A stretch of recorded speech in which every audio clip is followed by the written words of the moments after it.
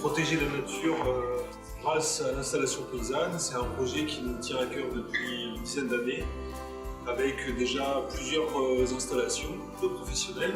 Et là, cette fois, c'est 3 jeunes sur la ferme des Cochers qui vont pouvoir voir aboutir leur projet, la biodiversité préservée en zone humide. Et ça, c'est grâce à la mobilisation citoyenne des différentes assos, dont la LPO et des donateurs.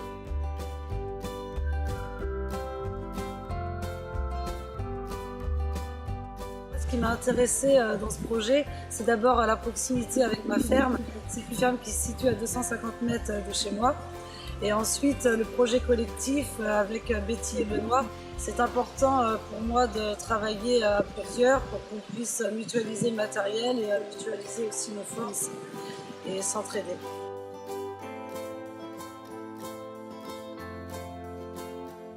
Je vais élever des vaches maraîchines, une trentaine de vaches à l'herbe. Leur viande sera destinée aux consommateurs en direct. Ce qui nous intéresse sur la ferme des Cochers, c'est la surface de 80 hectares groupée autour des bâtiments, qui est un atout pour le pâturage des animaux. Et de plus, ce sont des prairies permanentes inondables, donc très riches d'un point de vue de la biodiversité.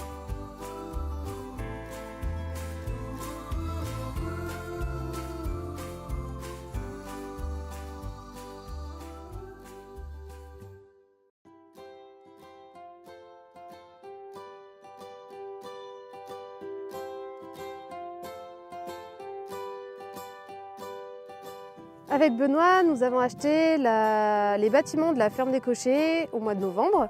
Donc Benoît est installé depuis mi-octobre avec une production de vaches allaitantes maraîchines. On a pris des animaux au fur et à mesure, 12 vaches chez un éleveur, 14 chez un autre. On arrive maintenant à 30 mères, plus la suite. On fait presque 60 animaux. On a eu des mises bas cet hiver, on a eu 6 veaux. Je suis conjointe collaboratrice en attendant de m'installer en février 2019 avec un troupeau de vaches laitières bretonnes pinoires pour faire du beurre, crème, fromage blanc, le tout en vente directe.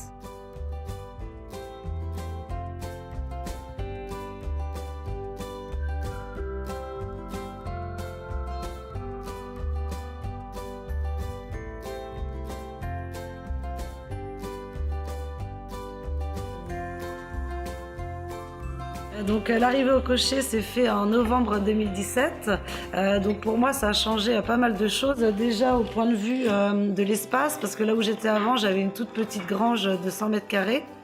Donc là j'ai 400 mètres carrés de chèvrerie, 400 mètres carrés de hangar à fourrage. Donc voilà, j'ai de la place pour moi travailler aisément.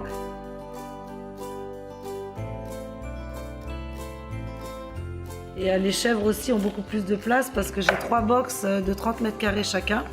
J'ai aussi une salle de traite et on vient de construire un labo de transfo qui est maintenant opérationnel.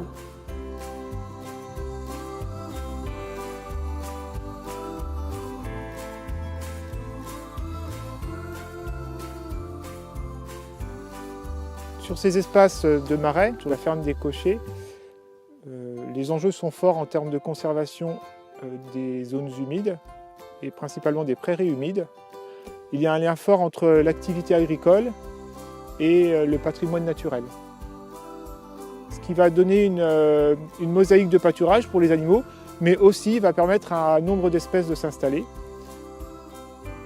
En général, on commence le travail par un diagnostic et puis cela permet de faire un choix dans le mode de gestion qu'on va appliquer. Donc ce matin sur les cochers, il y avait échasses blanches, il y avait quelques canards souchés, des coupes de tadornes de belon.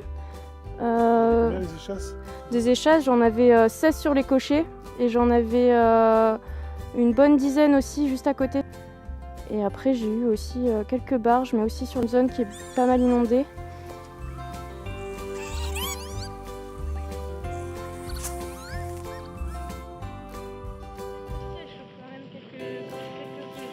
Ah oui. Ouais. Oui, on voit les infos Tu partout. vois là, il y en a là. Ouais.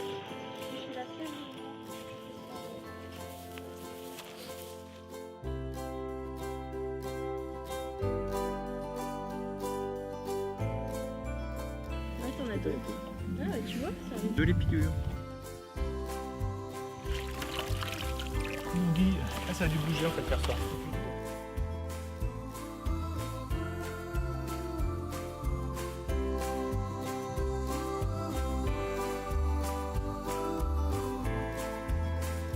Donc, sur ces vastes espaces de prairies humides des cochers, l'objectif est de conserver une mosaïque d'habitat.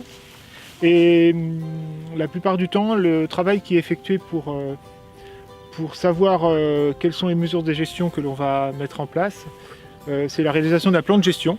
C'est un document cadre qui définit les objectifs et un ensemble de plans d'action et qui permet de choisir par parcelle ou par secteur de parcelle le mode de gestion en termes hydrauliques, en termes de pâturage que l'on peut mener sur ces espaces pour conserver ce patrimoine biologique, voire arriver à augmenter son potentiel et à conserver certaines espèces qui ne sont actuellement pas sur le site. Et du coup, moi je pensais en termes de gestion écologique par rapport à l'eau et à vos besoins de cette parcelle. À mon avis, on peut envisager de garder de l'eau tout l'hiver avec un ouvrage au niveau des rigoles qui permet quand même d'avoir de l'eau ici éventuellement pour avoir l'attrait pour les canards. Je pense sarcelles d'hiver, canards souchés, canards siffleurs.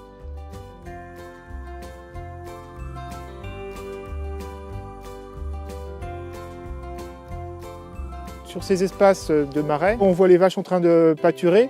Lorsqu'on conserve des forts niveaux d'eau, on peut obtenir différentes espèces d'anatidés en période hivernale. Et puis après au printemps, sur les prairies humides, s'installent des espèces qu'on voit aujourd'hui, comme les chasses blanches. Sur les parties un peu plus hautes vont nicher la barjaque noire peut-être, ou le chevalier gambette, voire un petit passereau jaune qu'on appelle la bergeronnette printanière.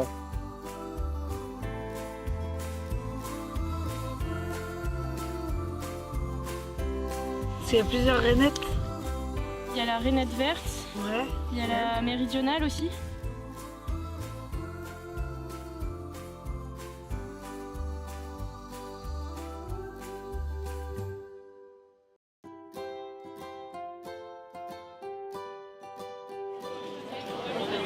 Alors évidemment, c'est un peu aujourd'hui l'aboutissement d'une aventure qui date d'il y a plus d'1 an.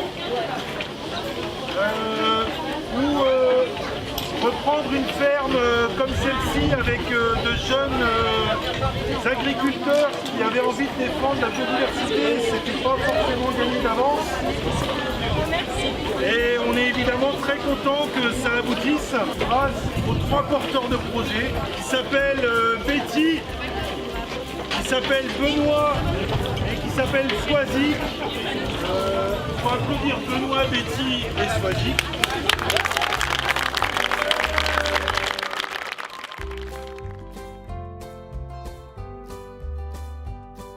Benoît, Swazik, vendent leur production. Ils ont commencé, surtout Swazik, elle était déjà installée, elle s'est agrandie. Alors ils vendent par le canal de court-circuit. C'est une association qui a été créée il y a 11 ans, qui avait pour vocation de contribuer au développement de fermes qui se lançaient dans la région, dans le Marais. Avec le concours donc de bénévoles qui étaient la plupart du temps soit eux-mêmes des agriculteurs débutants, soit des consommateurs. Une des vocations importantes du collectif Court-Circuit, il s'agit de faire que des citoyens puissent contribuer au développement d'une agriculture et de pratiques responsables et solidaires. À ce titre, l'activité devait déboucher sur de l'aide plus active à la création. Et la création de la ferme des Cochets, c'en est la démonstration. Agir, créer, mais aussi aux yeux de l'opinion publique environnante, les élus locaux, la population en général, il s'agit de faire la démonstration qu'une autre forme d'agriculture et de coopération entre les consommateurs et les producteurs est possible.